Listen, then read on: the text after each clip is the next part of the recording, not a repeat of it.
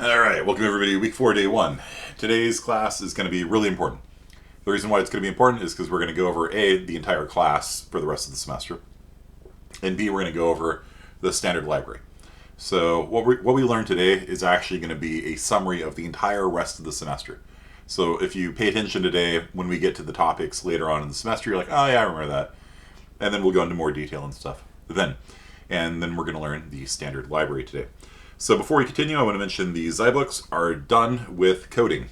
So there's going to be no more coding in Zybooks for the rest of the semester. Yay. Is there time after class to talk about fractionation? Yeah, if you want to hang out after class, I can help you with it.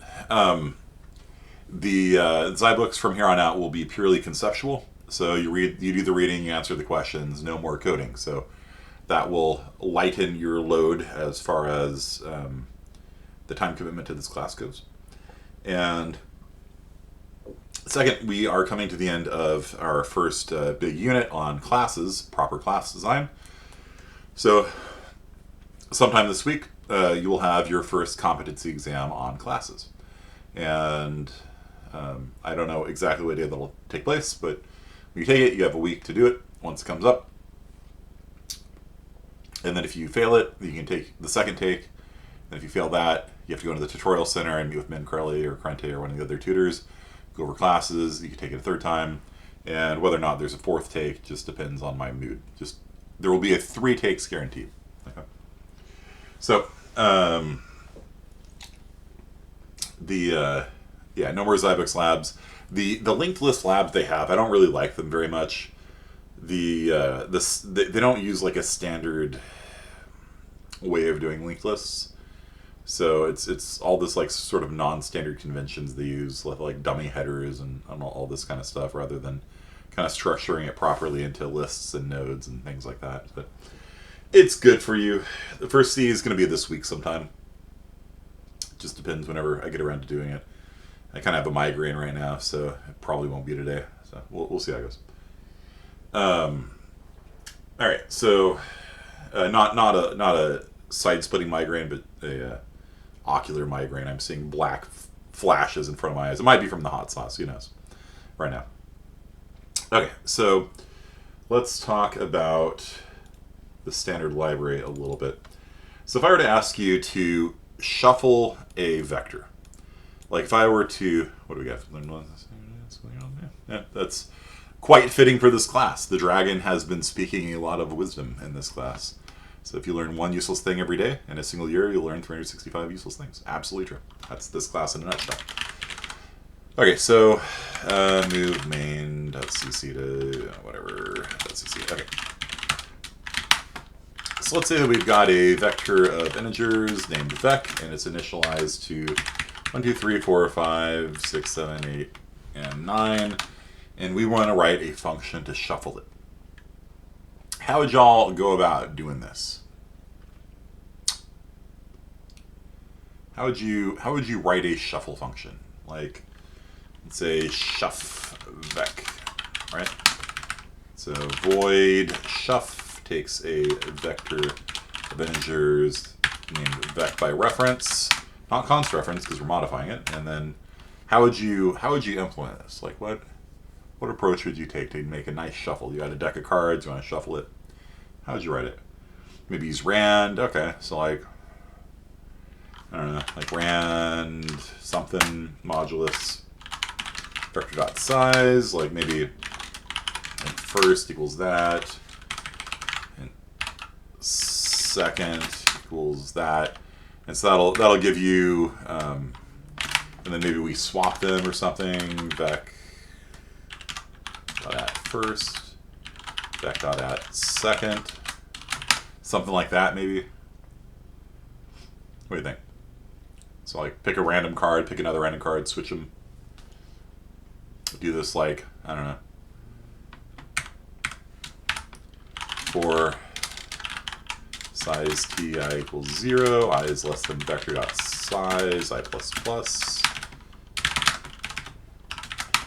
It's like we got 100 cards, then 100 times we'll pick 2 random cards and swap them.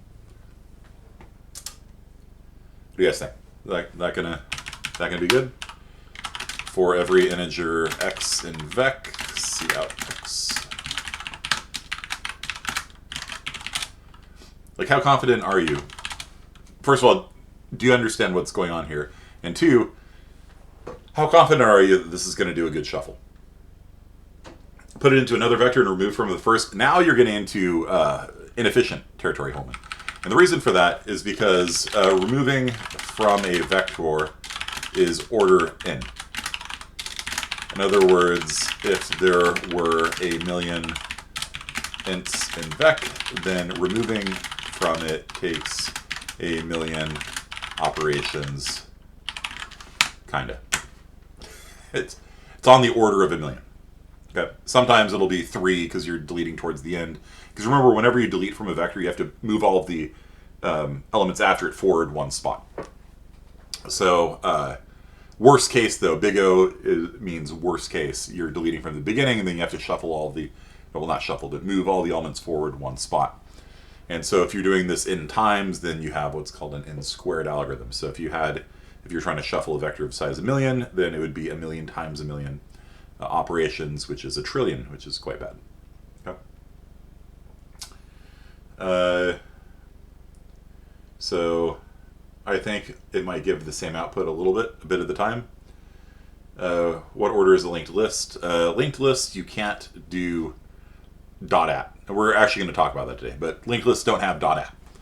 So every time you want to do a .at with a linked list, instead you have to begin at the beginning and walk to that spot. So every time you use .at, that's an order in operation. So that's going to be pretty bad too. What is ran based on when you don't seed it? It defaults to a seed of 0. So if you seeded it with 0, it'd do the same thing. So let's compile it and run it. So, I don't know. Looks okay, shuffled. We got a 1 and a 2 together here, and I don't know. The 9's still in the last place. The 3's still in the third place. I don't know. Maybe it's okay. So here you want to SRAN first? Okay. Well, that's not going to affect the quality of the algorithm, right? It's just going to make it a little more random each time. SRAN time null. And so 3's still in third place. 8, 9, 6, and 5 are together.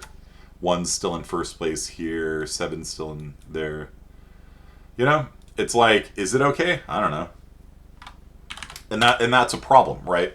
Like if you were working for like an online casino and you're doing blackjack, you really want your deck to be shuffled properly. You know what I mean? Like you really want it to be shuffled properly. It's actually really important that people can't guess what card's going to get drawn when you draw a card.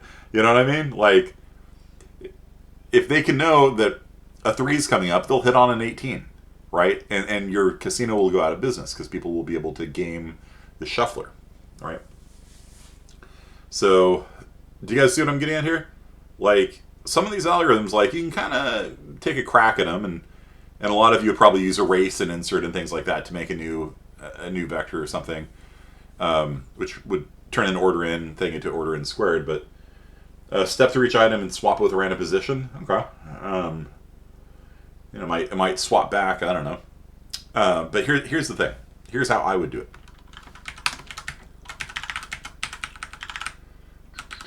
If I was given this job, right?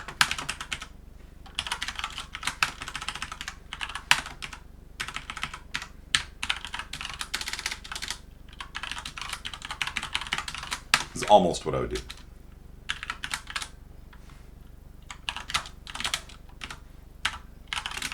Deleted the printout, unfortunately. Standard library has a function called random shuffle.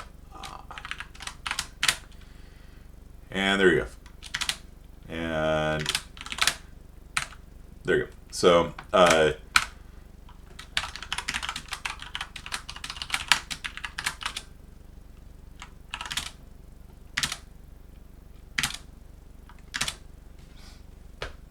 you go. One line of code. I would have used it too if I knew about it. Exactly my point. So that's what today's lecture is about, is what is out there. Because when you know what's in the standard library, and the standard library has a whole bunch of stuff that you commonly do, right? So there's a lot of functions in the standard library that are the basic building blocks of a program, like sorting something. Like we sort things all the time. And you guys know about the sort function already, but you didn't know about random shuffle, right? And there's random shuffle's kind of deprecated. There's a function called shuffle where don't worry about the difference. But basically there's functions to shuffle things, there's function to sort things, there's function to generate like this whole thing here, right? Guess what? There's a function for that in the standard library. So let's make it of size 10, I guess. And we will use Iota vector.begin to vector.end. And that's going to fill it with 0 to 9. I guess I had 1 to 9 before, but Iota is not declared in the scope. All right. So let me introduce you to CPP reference. This is going to be your friend. Okay. This website here is the best resource for C++ there is in the world. And there's a couple big headers. We're going to talk about containers in a little bit. But you just come up here and search for Iota. And it is in numeric. It's not an algorithm. It's in the algorithms library, but it's in header numeric. And so you can just boop, and then be like, there it is. Okay, thank you. So even though it's in the algorithm library, we have to hashtag include numeric, like that. And then Iota will appear. No? Oh yeah, we have to pass in a starting number maybe? There we go. Okay.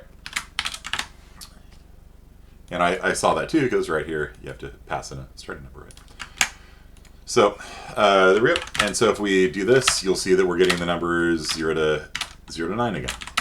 And so Iota fills a vector with the numbers starting. If I wanted to start at 1 and go to 1 to 9, I could do that, and then it would be back to the beginning again. And so there's a function for that. Like you've heard the phrase, there's an app for that. There's oftentimes in the standard library, there is a function for that. If you want to fill an array with the numbers from 1 to 9, there you go. If you want to randomly shuffle them, there you go. And hello,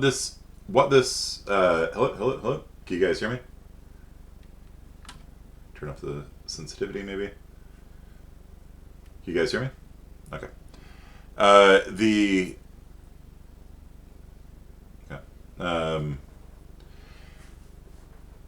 The microphone here has the USB cable is kind of wiggly, so sometimes it'll unplug itself. It's kind of annoying. Oh, it's the internet. Okay. So when you know the standard library, you don't have to reinvent the wheel every time. You don't have to write your own sorting function. Like you probably wrote your own sorting function maybe in C/40. Professional programmers very rarely write their own sorting function. Like only if there's like some special like thing they need done. Like it's got to preserve the order of all the books on the bookshelf that start with D, or something like that. Like if there's something like really weird going on, like you might write your own, but you usually don't. What you usually do is you use the standard libraries sort, use the standard libraries shuffle, use the standard libraries Iota. Okay, and when you do that, that allows you to sort of, instead of getting like lost in the weeds, like, okay, we'll do a for loop and we'll move this to here and switch it around and it should we erase from the vector or insert into the vector? No, we do random shuffle, done.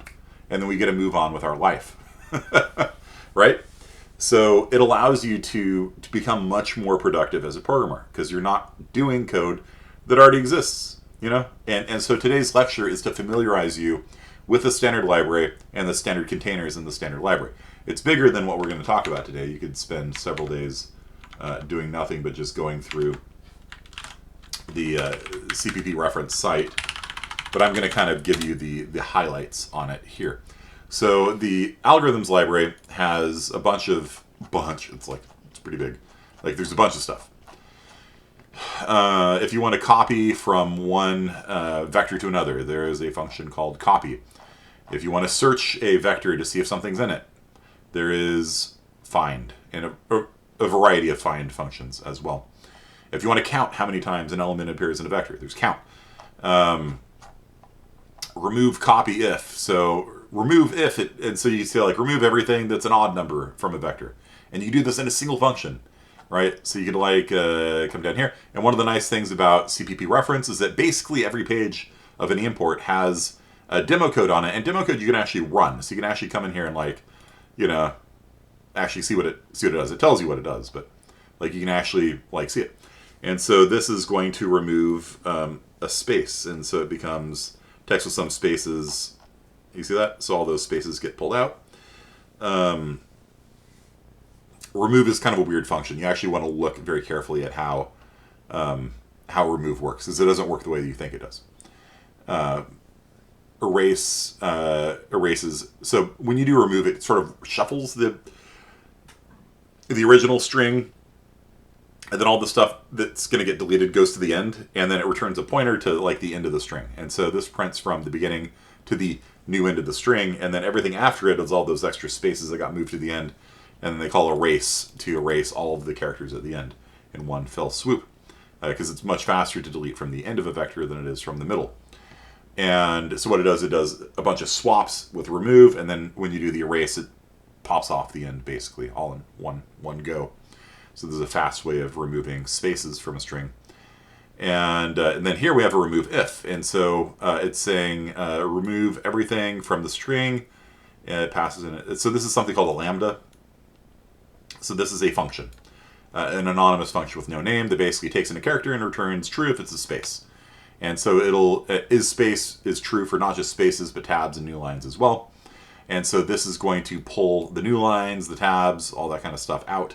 And you see that at the end of the day, it's going to just be text with some white spaces, with all the white spaces pulled out of it. No new lines, no tabs, things like that.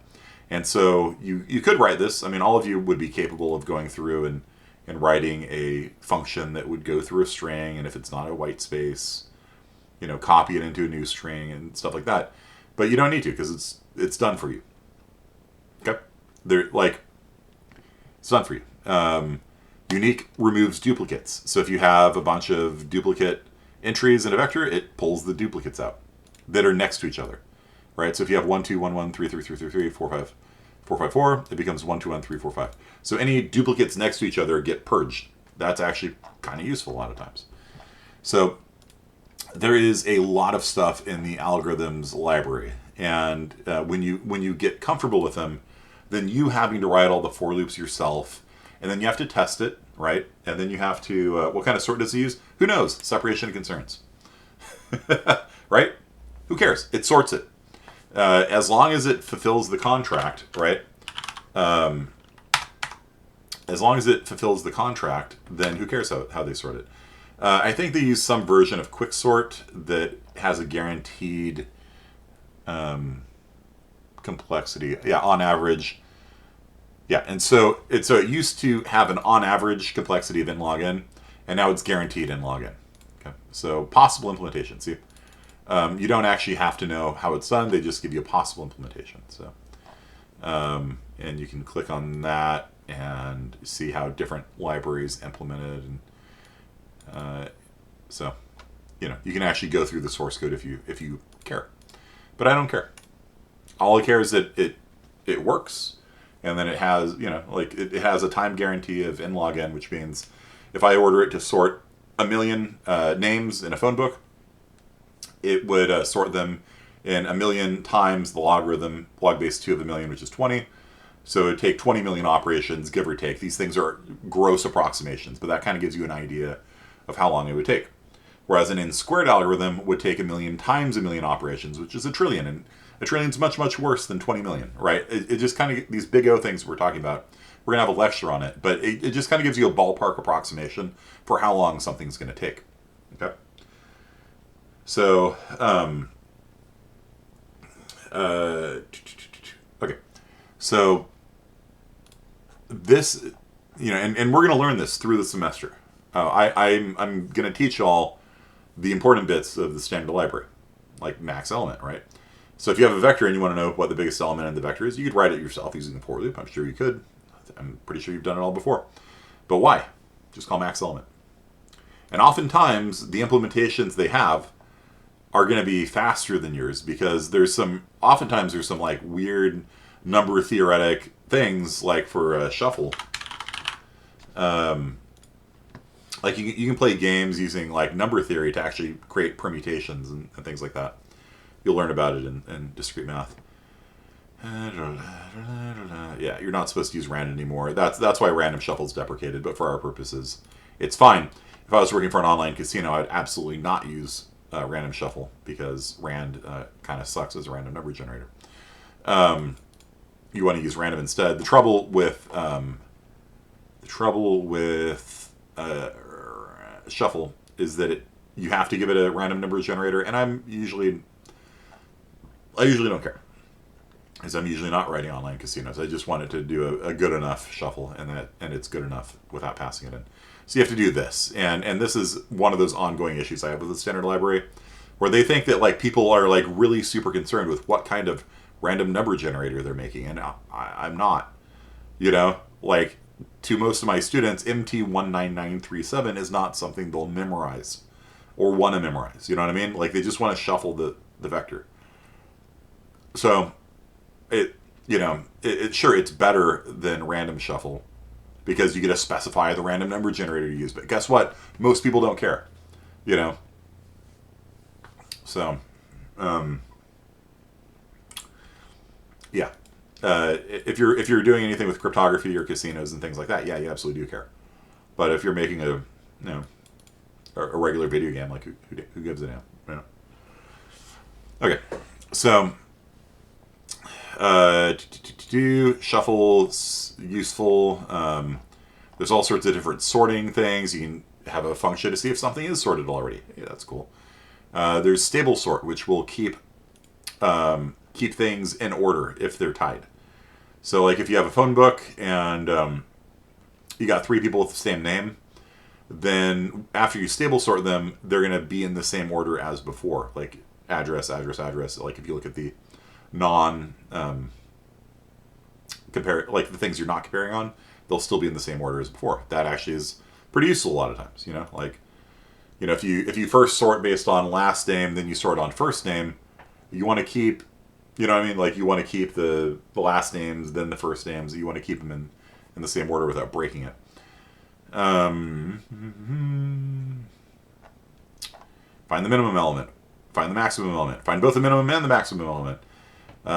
See if things are the same. See if add a bunch of things together. Accumulate. So if you want to add all the elements in a vector together, here's a vector containing the numbers 1 to 10. Accumulate, we'll add them all together. You don't have to write a for loop. Just call accumulate. There you go. There's only one weird thing about accumulate, which is that it takes that weird third parameter there, which is going to be usually 0. It's the starting number to start with, which is a bit odd.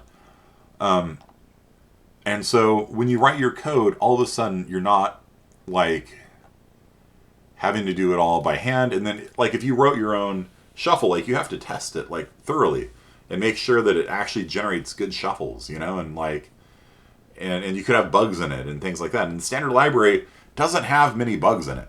You know how many people use the standard library, libc++, you know, and hammer on this thing, and like the defect, they do find bugs, but the defect reports are usually fairly obscure. It's not like your shuffling doesn't work. You know, it's usually like if I pass in a certain mathematical sequence, then the permutation breaks down under these obscure conditions and things like that. Like, it's basically guaranteed to be. It's not always used in the industry. That's a good question. Let me answer it in a second. It's not always guaranteed to be better than your own personal implementation. Like, you know, sometimes, like, if you know certain things, like, all of the numbers I'm sorting are going to be between 1 and 10, then you can do, like, your own sorting algorithm that'll beat the standard library. You can do something called radix sort or bucket sort, where you just, every time a number comes in, you put it in a bucket, and you just count how many 1s and how many 7s and how many 10s you got. And at the end, you just print, we got 7 1s and 100 10s and 2 3s, and, you know... there are times where you can beat it for performance and things like that. It does happen. But in general, we like to use the standard library because it's well tested. It's quite rare. I've found a bug in the standard library like once or... Yeah, like once. I think I found a couple compiler errors like 20 years ago. Like, you know, like it doesn't happen very often. Usually when you get a bug in the standard library, it's your code that's wrong. You know, like if you don't have an operator less than defined, you call sort. Sort might yell at you from, you know, but it's a problem with your code, right? And so it's usually faster. It's usually less buggy. It takes less time to write. And there's other benefits too. Like sometimes you can just be like, run this in parallel. And then if you have multiple cores on your computer, it'll just use all of them. Like if you're accumulating across a large vector, there's something called the parallel execution policy, which may or may not be implemented. It's fairly new. But let's just say, for the sake of argument, it's implemented. You can just be like, hey, run this accumulate function in parallel. And it will. And so if you have 20 cores on your computer, it'll use all 20. And it'll run just 20 times faster. And you don't have to do anything.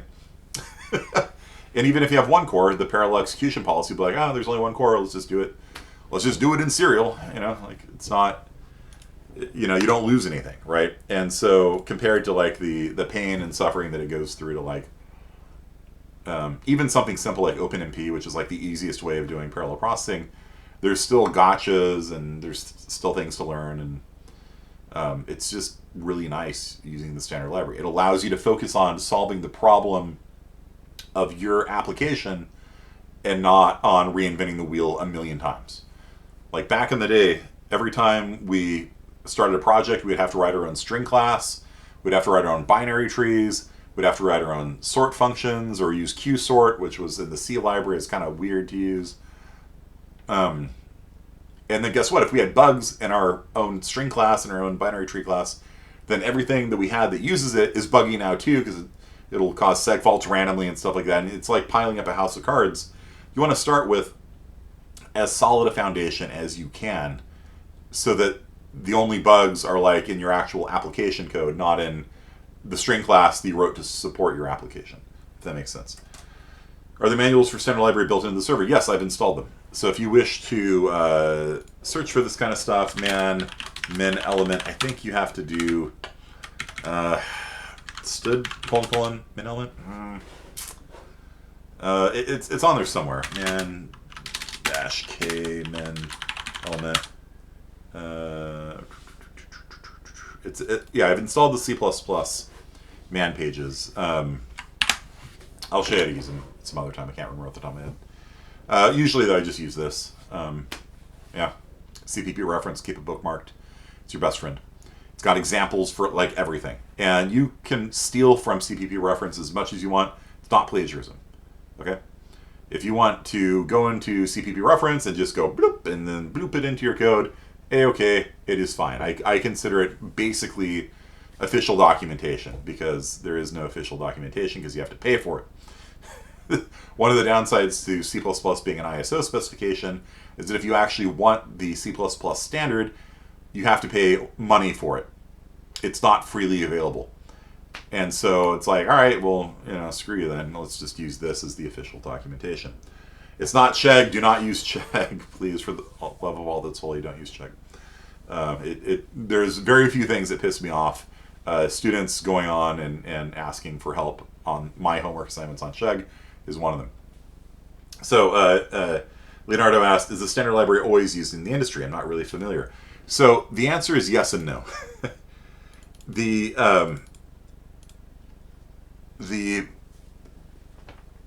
If you went to work for me, let's say, I would want you to use a standard library. Like if I give you a question, like how would you go about shuffling a vector? I would really hope your answer would be, I would call shuffle, or random shuffle, even though it's kind of deprecated, I'm still fine with it. I don't want to see you be like, well, I'd say I'd create a for loop and then... No, because if you're doing that during a job interview, that means you're going to do that on the job. And I'm going to be paying you money, to reinvent the wheel. It's already done for you. I don't want to hire somebody that's going to waste time writing a function that already exists in the standard library. Like, why is that worth my money when it's going to be more buggy and slower and doesn't support parallel processing and things like that? I want somebody that knows the standard library in and out. That said, if you go to work for Google, let's say, or Facebook, they've implemented their own versions of a lot of the standard library. And they do that for some good reasons, right? Like when you have, a quarter of the compute power of the entire Earth, if you can write a string class that is like 10% more efficient, that's going to save enough energy to like, I don't know, power New York or so. You know what I mean? Like when you're talking about like companies on like that scale, then and they know their needs pretty well, then yeah, like they've implemented their own equivalents to a lot of this stuff, and a lot of times they'll implement it and then it gets adopted by the standard, and then they switch into the standard once it gets adopted. And so Google has something called Abseil, which is designed to like, which is the name of like the parachute or something, and like when you're, or no, it's like rock climbing. I don't know. So basically, what they do is they make it sort of mimic the standard library, and then it allows them to transition from transition between versions a lot easier. So like you can use C++ 17 stuff even if you're like in an old code base. So it makes it easy to like upgrade and things like that. So yeah, if you're a large company like that, you might not be using the standard library, but basically industry standard is use it. You want to know the standard library, you want to use the standard library. I think some workplaces have their own libraries. They use over the standard libraries. Watching a YouTube video from a dude who works at EA, and they have something. Yeah. So a company like EA would have their own library. If you use Qt for doing GUI stuff, Qt has their own implementation of string and vector and some other stuff. But a lot of that's for historical reasons, because like it was written before this STL. Like I like I was telling my previous class, I actually remember the day that I was told about the standard template library. Because when I took this class, when I took CSI 41, we had to write all, like, the class was designed to, like, teach you how to write your own string and binary search tree and linked lists and all this stuff, because when you go off into industry, every company would write their own. And you had to be good at it, and you had to write a linked list that didn't have any bugs or memory leaks in it, because if you did, all the code using it would be buggy as well. And nowadays, we don't usually implement it ourselves. We just use the standard library. Like if you want to use a linked list here in the containers library, which we'll be talking about in a little bit, I'll just use the list class, right? This is how I do it. If I want to make a linked list of integers, that's how I do it these days. I don't write my own. Why would I? It's far more likely to be buggy and slower and so on and so forth. I would have to write my own sorting algorithm that works on a linked list, and they have one in the standard library for it. Sorting a linked list is a pain too, because you can't just jump to a random spot. It's actually really annoying to do sorting on a linked list. And so a lot of those companies have their own libraries just from those days. And so my friend came to me. I was sitting on the steps in the Price Center at UCSD, and he's like, "Hey, have you heard of the STL?" I'm like, "What's the STL?" He's like, "All these people got together and they wrote a really good string class and a really good vector class and a really good binary search tree class, and it's just freely available. You just download it, and it works with every type. It's templated. It's amazing." And I'm like, "What? I don't have to, like, everything that I'm learning in, we call it 12, but CSE 41, like, what? Oh, that's incredible." And it was like this light went off, like, that I can just use a good string class that supports all this stuff that usually I don't have time to write myself. And then the STL got wrapped into the official C++ standard.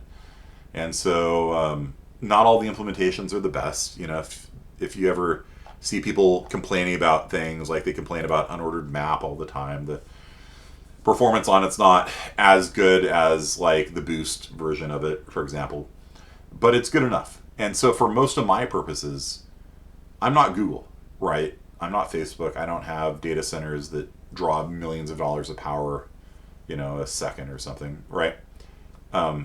It's good enough. And it allows me to write code quickly and cleanly, and I don't have to worry about it. It just works. It's great. Okay? So, why right here on is even. So, let's talk about containers. Okay? So containers are data structures, right? That's kind of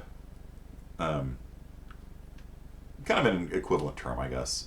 A data structure and a container are both things that just hold lots of variables. And so you guys already know arrays. If you want to make a stack allocated, if you want to stack allocate like 4 variables or 10 variables, I would use an array. Whatever. You don't need to go overboard and make a vector. Like if you always just need 5 integers, I would just make an array of 5 integers. Like whatever. I don't care. I'd use a C++ array rather than a C array, but it's fine. Anything bigger, I'm going to use a vector. Vector is like my vanilla ice cream of data structures. I'm sure you guys all know vectors by now. I use vectors in almost every project that I ever write. The only time I don't use a vector is when I started with a vector and then found that it was inadequate to my needs. Right? So like, let's say I'm writing a program to simulate a line at the bank. Right? And this, you can think of this conceptually as like, people are trying to connect to the server, and so you create a queue or something, right? And sorry, the new world servers are busy right now, queuing them up, and you can add people from the back, you can pull people off the front, but sometimes maybe you want to do things like if they go AFK, you put them back at the front of the queue, so if they quickly come back in, they can come back in quickly. Maybe you want to be able to print all the people in the array. There's different operations, and what you do is you sort of look at it. And I might start with a vector, and then I'm like, this is not very good because pushing at the back is fine, but popping off the front, as people come off the queue and join the server, I'm deleting from the front. When you delete from the front of a vector, that's expensive, right? You guys all know that, right? If you were to delete the first element of a vector, what happens is it deletes it, and then it takes the next element and moves it one forward, and the one after that moves that one forward, moves that one forward, and moves that one forward, and moves that one forward, and moves that one forward. And so if you have 1 million elements in the vector and you delete the first element, it has to move 1 million elements one forward. And that's stupidly slow and wasteful. You just don't need to do that. If you used a linked list, it would actually be better, because linked lists you can push and pop off the front and the back. You can add to the back, add to the front if you have a normal doubly linked list. And so linked list would actually be fine in that circumstance. It'd be better than a vector. That said, I would use a deck. So a deck, a DEQUE, double-ended queue, is actually a better data structure than a linked list in that circumstance. A double-ended queue is like a vector. You can push and pop off the back, and you can also push and pop off the front. That's why it's called double-ended. You can insert and delete off the front and the back, and it's order 1 in both cases. Whereas a vector, if you push and pop off the front, it's expensive. All those elements got to move. It's order n. And when I say order n, that means n is the current size of the vector. So if I say it's an order n operation, and there's 1 million people in your vector, and you insert at the beginning, you've got to move 1 million people one to the right, and then put the person in. It doesn't mean it's exactly it's not exactly 1 million operations. It's on the order of 1 million operations. It might be 1,010,000, or 999,999. It doesn't matter. The exact numbers don't matter when we're talking about ON or whatever. It's ballpark. Okay. So deck. So you might be like, all right, so a deck is just a vector, but better, right? Are you guys understanding that? A lot of people ask me, okay, why would I ever use a vector then? Nobody's asking on Discord right now. Perhaps you all know the answer to this already. Perhaps I said it already. Do you guys know why I don't use decks by default? Deck has a .at. List does not. That's why I don't use lists. I very infrequently use a list. If I need to push and pop off the front and the back, I use a deck, not a list. Because list does not have .at. If you want to grab the middle element of a linked list, you got to go one at a time to the middle, order in. Whereas with decks, you have order in. You have .at, rather. It's got push back, it's got push forward, it's got pop front, and so it can push and pop off the front of the back. Vector can only do the back. So the deck's better, right? Why would you just not use a deck all the time? You guys know? Bounce checking, it does bounce checking. It's literally, from an interface standpoint, it's literally the same as a vector, except it has 2 additional functions, push front and pop front.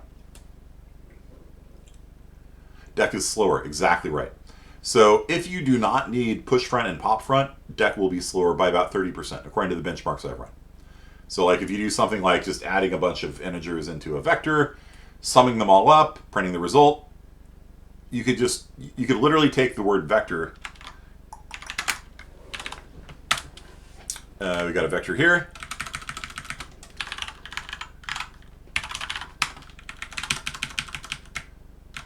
You don't like that? Yeah, okay. What are you yelling at me about? What do you want? All the rest of the code's the same. Look at that. Easy. I'm using a deck now instead of a vector. That's how easy it is. Anytime you have a vector, you can literally just search for the word vector and switch that one word with deck, and it's a deck now. It's a completely different data structure under the hood, which is, again, one of the benefits of using the standard libraries. You don't have to write any of that code. You didn't have to write the vector. You didn't have to write the deck. And because their interfaces are all the same, you can literally switch one word out, and then underneath the hood, a whole bunch of different stuff's happening differently. One word changed. And then you can benchmark it. And if you benchmark it, and I benchmarked it on this system, this particular system, under one particular load that I had, decks were 30% slower. So, yeah. So if you don't need push front and pop front, then don't use it. Okay, simple as that. And so for me, vectors are the go-to. I use them until I notice that it's running too slow. Like if I constantly have to sort the vector over and over again. Like if I have an invariant, that the vector will always be sorted. And then I add a new name, then I call sort on it again. Then I add a new name and I sort it again. That's super slow, right? Because sorting is order n log n. So if you have 1,000,000 elements in a vector, you call sort. It takes 1,000,000 times log base 2 of 1,000,000, 20 million operations. And if you do that every time you insert something into the vector, now you're talking about order n squared log n. And that's not good. That's a trillion to 20 trillion operations. No, too slow. Time to switch it out with something else. Are you guys with me on this? So like I start with a vector until I decide otherwise, right? Could you compile with a time in comparison to the vector to see the time difference? With 10, you're not going to notice. Like all of these things, like if you only have 10 integers, linked like whatever, like you are not gonna see any difference at all in the runtime. Like the running time of this is 0, right? You have to have enough elements for these things to matter, and sometimes, yeah, like if you know that you're like processing like bowling scores, right? What's the maximum number of frames of bowling, you can have in a game? You guys know? Anyone know? How many times? How many times can you pitch the ball? What's the maximum number of times you can roll the ball in bowling? Anyone know? It's like 22, I think, is the maximum. It's not 30, right? Because you can't roll. You have 10 frames, and if you do terribly, you roll the ball twice per frame, and then on the last frame, if you get a strike, you're at 19, and then you can get a strike and a strike again. It's maybe 21, something like that, right? So it's not a large number, and so who cares? Use a deck, use a vector, use an array. It's not going to matter. These CPUs run 4 billion times a second, unless you're processing billions of frames of bowling per second. Like who cares? For small numbers, these things don't really matter that much. Okay, so a linked list is this. This is your standard doubly linked list. C++ added later on a singly linked list, which you probably read about in Zybooks. Nobody uses forward list. Forward list sucks. In fact, when they were proposing it for standardization, I recall a story that Bjarne challenged people to find an application that could actually use it. And I don't think anyone did. And so I think they just added it because every data structures textbook talks about singly linked lists, and they just wanted to have it in there for completeness or something. I don't know. I've literally never used it in my life. It's pointless. It's like a linked list but worse. So, and linked lists are already kind of terrible. So it's not 20 because on the last frame, if you get a strike, then you go into overtime, right? And so you can roll up to 3 strikes on the last frame. So it's 18 plus 3. I think it's 21. I could be wrong. I haven't bowled in a while. Okay, so yeah, so linked lists you were talking about with Zybooks. Basically, linked lists kind of suck. Forward lists really suck. Like 0% of the time I use forward lists. Linked lists every once in a while. Like maybe 1 or 2% of my projects will use a linked list. It's very uncommon. The only thing that linked lists are good at, and write this down, the only thing that linked lists are good at are inserting in the middle. Linked lists are the only data structure where you can insert in the middle and order one time. If you have a pointer there already. So if you have a pointer to the middle of the linked list, you can insert there and order one time. That's the only thing they're good at. They can push and pop off the front and the back and order one time, but so can decks. And decks are better. Because decks could be like, hey, give me element 200, and it gives it to you. Whereas with a linked list, in order to get element 200 out of the linked list, you have to start at the beginning and go to the next and go to the next and go to the next and go to the next and go to the next and go to the next and go to the next 200 times. And so if you try to randomly access things out of a linked list, it will take forever. And so they're terrible. Because you usually do want to be able to access element 20, and you want to be able to like sort it. You know, linked lists have their own special sort function because you can't sort them otherwise. Because you can't randomly access them. So an example of when you might use a linked list, like let's say that you're making like a word processing application, and in reality they use things like ropes and things like that. But let's say like with what you know, you might use a linked list, right? Because like you move your cursor forward 200 times and you start typing. So every time you type a character, it inserts in that spot, right? If you were using a vector, every time you typed a letter, you would have to move all the elements in the vector one character to the right, and you put the letter in. You type another character, move all the elements to the right, one character. Right? Vectors, decks would be terrible. With a linked list, if you have a pointer there, you keep inserting right in the middle of your doctoral thesis, and it will be order one, order one, order one, and it'll fly along just fine. The only time it'll be slow is when you try scrolling to the bottom of the file, then it's got to go to the next, you know. You hit page down a few times, go to the next, go to the next, go to the next, go to the next. So that's really the only benefit of a linked list is inserting in the middle. That's it. So if you need to insert in the middle, linked lists are your data structure. Otherwise, they're not. Okay, so this is these two things are pretty close to each other in terms of like what they do, but they're the running times are a little different, and they do have one other cool special feature. So in the previous class, I talked about Wordle. Have you guys seen Wordle? This is like it's like taking the world by storm right now. Wordle. No, that's not it.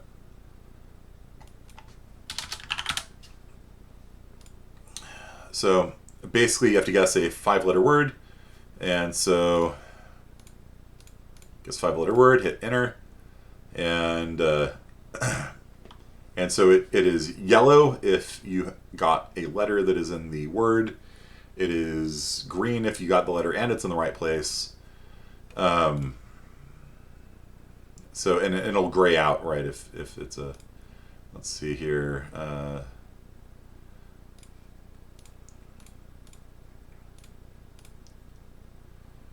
right, and so let's see, and then we get all right, there you go. So bought by the New York Times today. That's amazing. Cool. Our TA got it on the second line, which was actually pretty impressive. So let's see, I'm out of focus here. It's a puzzle game, yeah, but let's say that you want to keep track of what words you've seen before, and this thing is just not focusing. Hello. Okay. So let's say you want to write a program, and you want to keep track of what words have been guessed before, and you don't want to allow duplicates. Let me show you how easy this is with a set. So either something is in a set or it's not in a set. Okay? So if we have a set of strings named words, while true, string s equals read, please enter a string quit to quit.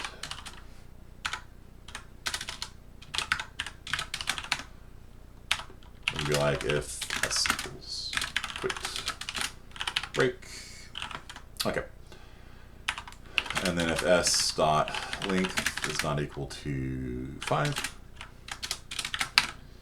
because in Wordle close parentheses. In Wordle every word has to be 5 letters, right? So see out. Sorry. Guesses have to be 5 letters long. Continue.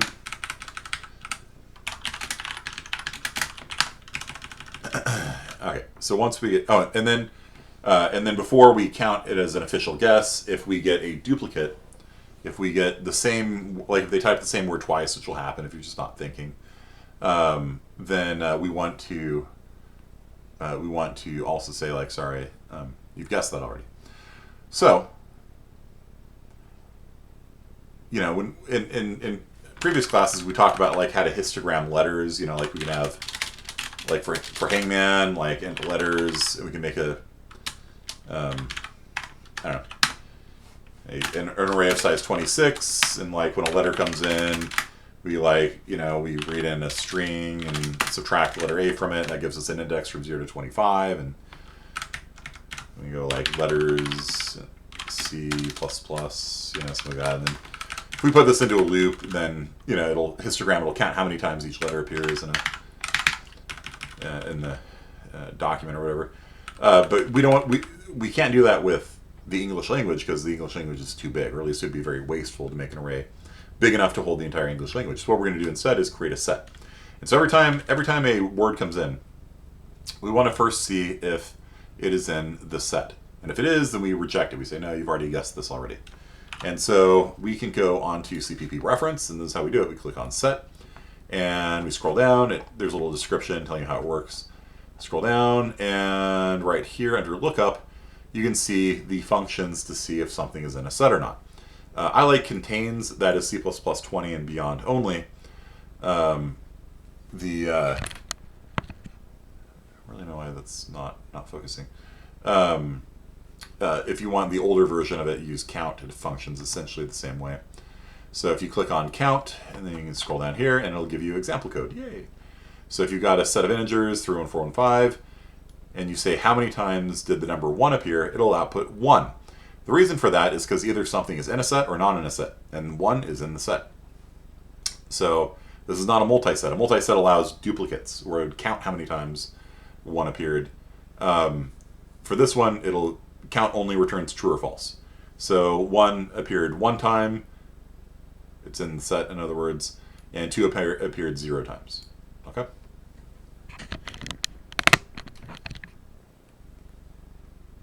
Everything's like all fuzzy.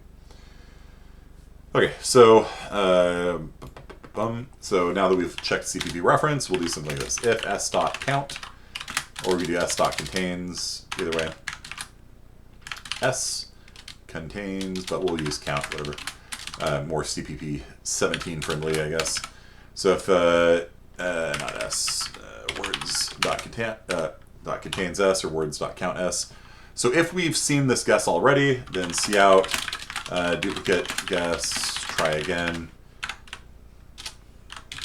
and continue. Otherwise, guesses plus and if guesses greater than 5 break. Then we'll add it to the set. Words dot. Okay, well, how do we add something to a set? All right. CPP reference. How do we add things to a set? Now, I know how to do it, but I'm just showing you the process you should go through. And I shouldn't have closed the screen, but okay, we're here on set, and we scroll down here, and to modify it, there is a function called insert. There's also in place, and there's different versions of insert. There's a lot of versions of insert. But basically, ignore all that. Just scroll down to the example code, set.insert3. Okay, cool. So if you want to add the number 3 to the set, which I would not name it the same as the type. That's terrible, in my opinion. But set.insert3. Like, variable names are hard, even for the people who write CPP reference. So that's all it takes. Okay, so we come over here and say words.insert s. Okay. Then at the end of the day, we say for every string in words, see out that string. And here we go. Apple.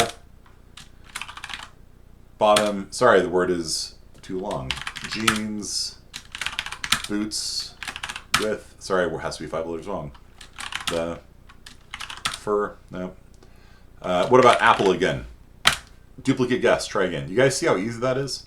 So there's actually a lot of stuff going on behind the scenes here. There's actually It's maintaining a data structure. Oh, now it's really like fuzzy. Oh, that was a terrible mistake on my part. It's like it's raining. Come on. I'll clean you later. Okay. So, yeah, it's steamy in here now. It's a sauna. But you guys see how that works? So, like, we read in a word, it gets added to the set. We read in a word, it gets filtered out. We read in a word, it gets added to the set. And then if we try adding it to the set again, because we have a check first to see if it's in there already, we throw the guess away and say, hey, try again, you know. And then if we once we have 5 words entered, then it breaks out of the loop, and it's going to print. The insert should go before that. Apple, jeans, Aaron, Steve, Sydney. Okay. And you might notice something. The words come out all alphabetized. You see that? So that is the difference between a set between a set and an unordered set. A set is always sorted. Okay? So the set is always sorted. And that's good and bad. It's bad in that it makes the insert, searches, and deletes a little bit slower. The running time of sets, insert, search, and delete is order n log n. Or, sorry, n. So it's order n, order log n, insert, search, and delete. Okay. If we were to do this with an unordered set,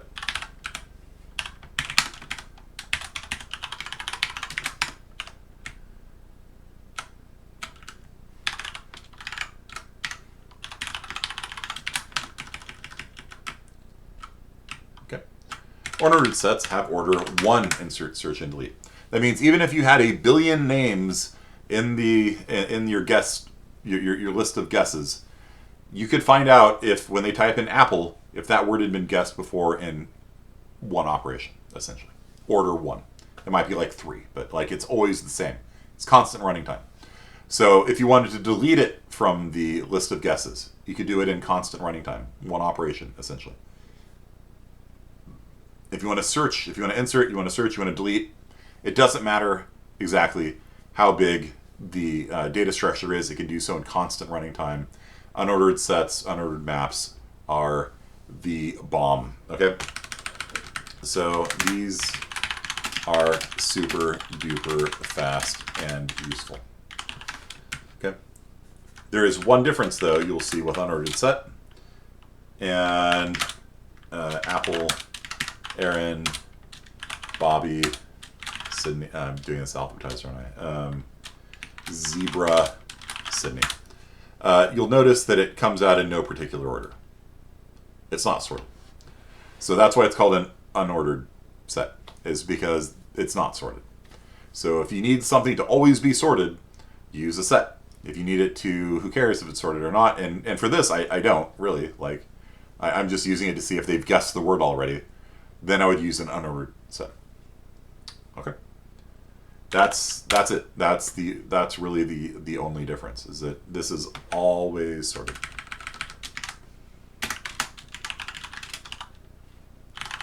It makes it more expensive to always be sorted. But the nice thing is, like, if you're constantly printing out your set of guesses in sorted order, then you don't have to sort it, right? Like if every time, let's say, they make a guess and you want to print out the list of all the guesses they've made in alphabetical order, then you'd probably want to use a set, because you're going to be printing it out sorted over and over again, right? And so probably the set's the better option. If you're not printing out the list of all the guesses in a sorted fashion, then who cares if it's sorted or not, you know? If all you care about is like writing down every guess they've made and then checking down, like, you know, writing down, okay, they guessed apple, and then later on checking to see, hey, have you seen apple before? Oh, you did. You typed apple before? Okay. Duplicate guess. Try again. Okay.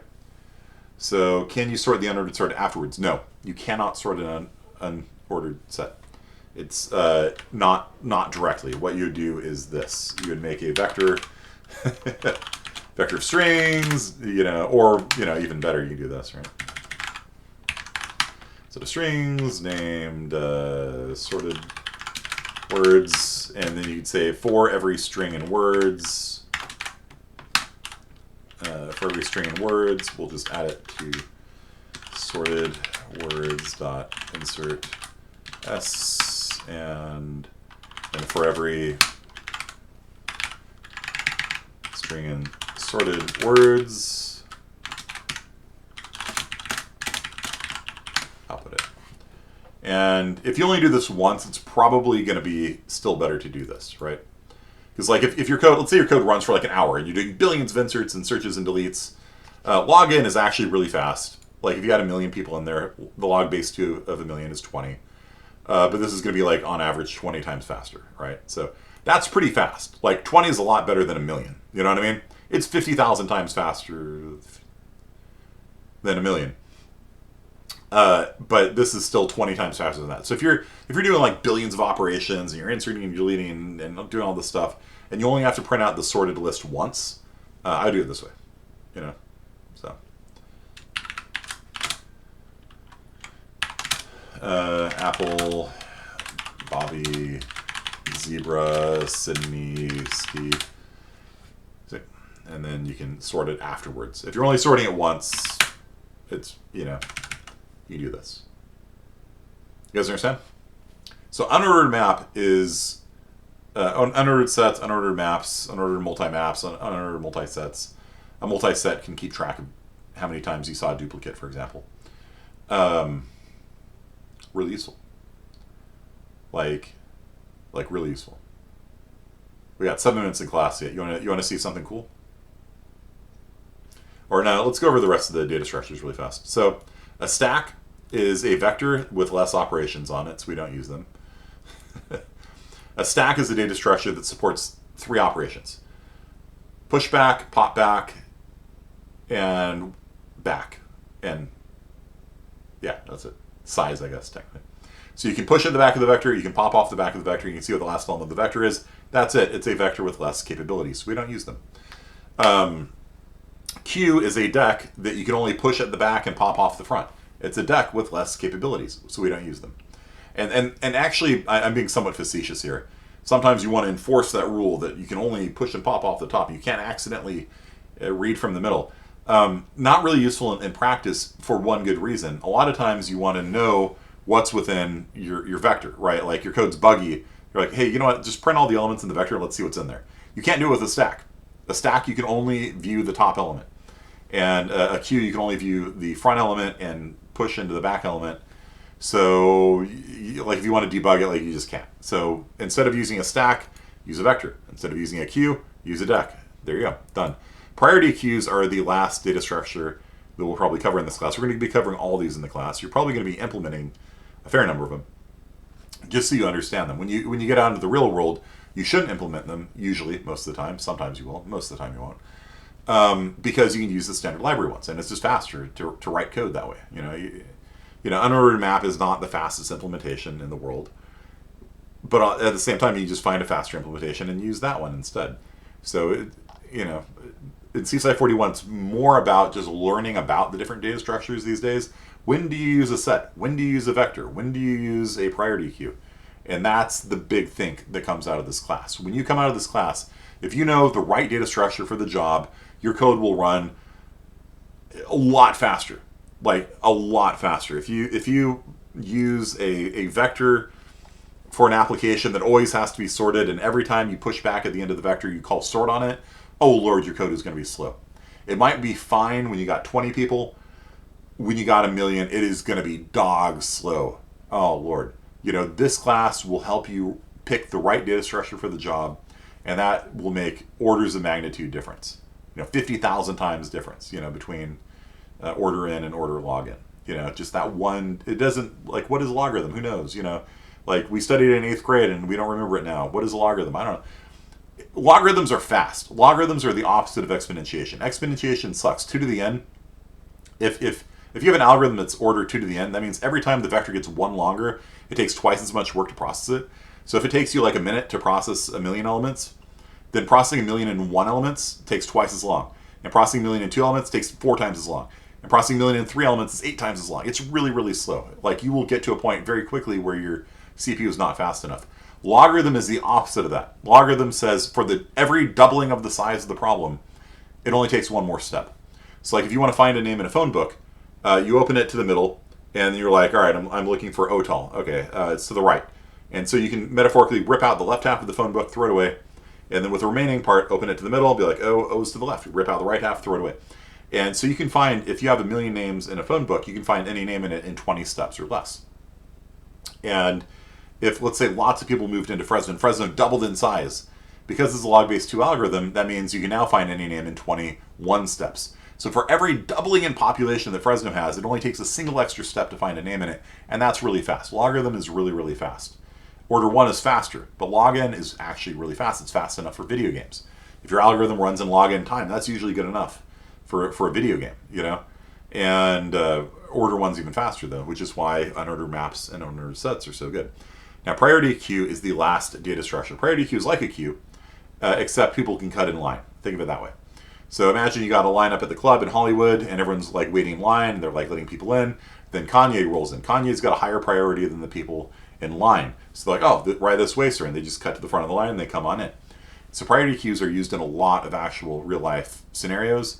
And there's a surprising number of uses for priority queues. Like in video games, if you want to have a list of like when AI is going to run next and things like that, you keep it in a priority queue sorted by time, and then you just check the top of the priority queue and be like, oh, there's nothing to do now, I'm done. Order 1 check. Don't have to run any of the AI this frame. Every frame time advances, you check the top, you check the top. Oh, something needs to run now, you pop it off the priority queue. There's a lot of uses for it. We'll get into that later. So priority queue needs its own lecture. Most of these you kind of understand already. You insert, you search, you delete, and it's fast. Lists kind of suck. Stacks and queues really suck. Just don't use them. Use a vector instead of a stack. Use a deck instead of a queue. Done. Easy. Just delete them from your brain. Why a stack? Stacks are like a mental construct, Mitchell. So like a lot of times we say use a stack to implement that, but we usually use a vector instead. We don't actually use a stack. The stack and the queue class exists so they can be like these sort of idealized data structures where you can only push on and pop off the top and check the top. So if you want to enforce that rule where you can't peek at the middle, you make a stack. In reality, though, that's terrible because a lot of times you want to debug and like, okay, tell me what's in there. So we just use a vector anyway. And we just make sure to only push and pop off the top and not, delete from the middle. So I never use a stack. 0% of the time do I ever use a stack or a queue. Instead of a stack, I use a vector. Instead of a queue, I use a deck.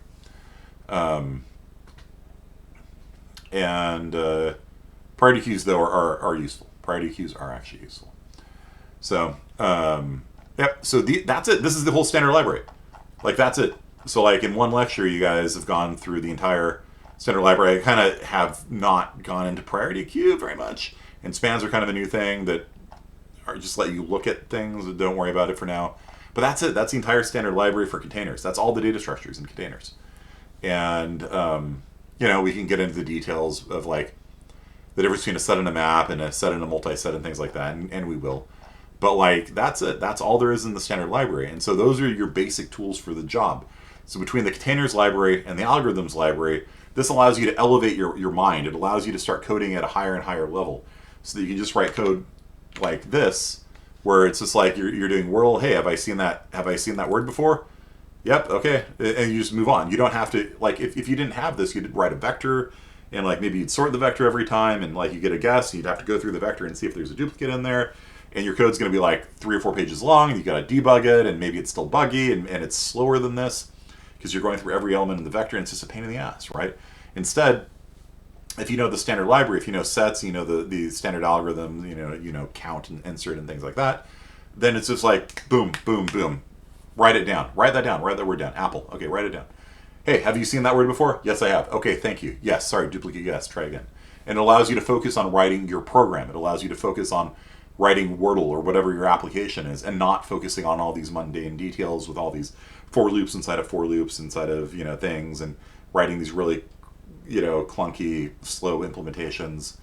It just elevates your coding to the next level. And that's one of the real goals of this class is to take your coding from like thinking about for loops and if statements to like you have these giant and very useful building blocks like write down that word and remember that we've seen it before, you know? And it's fast. It is super fast. It's order one. Even if you had a billion words in there, it'd be like, yes, okay, I've written down apple. Done. Hey, have you seen apple before? Order one. Yes, I have. Okay, thank you. And you don't have to do any of that yourself. It allows you to focus on your application and not on the details. And that's the power of the standard library. Okay? So programming is basically ifs and loops. Anyway, sure. I mean, you're not going to ever get away from ifs, like, I got it here, right? Ifs and while and stuff like that. But I'm not all that trivial detail stuff. I don't have to worry about it. All this stuff is related to Wordle, right? Hey, I'm enforcing that every guess is 5 letters. Hey, I'm enforcing you can't have a duplicate, right? I'm enforcing you get 5 guesses. You know what I mean? So it allows me to focus on writing my application and not on reinventing the wheel a million times like people used to do. Okay, so yeah, priority queue is its own lecture. So people who bought the battle pass, yeah, exactly. So that is like I said, this is one of the most important lectures. Get comfortable with CPP reference, like just on your own time, click on it, read it. There's a lot in there. The containers library, the strings library, and the algorithms library are probably the most important for this class. Date and time could be useful. Random numbers, somewhere in here, are useful. How to access files and things like that is useful. This kind of stuff, I would skip regular expressions. This is the basic language stuff. You don't need to worry about that too much. Unique pointers we'll probably go over at some point. Yeah, but like this kind of part right here, and then this I'd skip. Yeah, if you want to go over file stuff, but like pseudonumber random generation, there's a lot to that, and it looks like the cat walked on the keyboard, right? Randlux 48 _ page. Like, come on, guys, come up with a better name than that. Seriously. But what makes CPP reference so useful is it's got demo code for everything, so you can just simply be like, I need to make a random number, and you just click on that and look at how they did it and just copy and paste it. Like I said, it's not plagiarism. You are more than welcome to block copy from CPP reference into your code. It's fine. I'm not going to knock you for plagiarism. Okay. All right. So learning this will elevate your game to an untold level. So that's it for today. Make sure you work on imaginary homework due on Friday. The next iBooks is up, and the first competence exam should be going live sometime this week. I'll see how long it takes me to write it. All right, so thank you, everyone. If you have any questions, like I said, I'll take questions after class. And our vectors allocated like stacks, where it's a continuous block of memory. I think a stack is actually just a vector underneath the scenes. There isn't actually an implementation for stack. I think it's called an adapter class. Like it just sits, it just wraps around vector and turns off functionality. It doesn't seem like a great use case, for me, but some people like it, I guess. I don't know. I can't complain. All right, so that's it for today, guys. Thanks for coming out. And like I said, I'll hang out and answer your questions as long as you need. All right, peace out.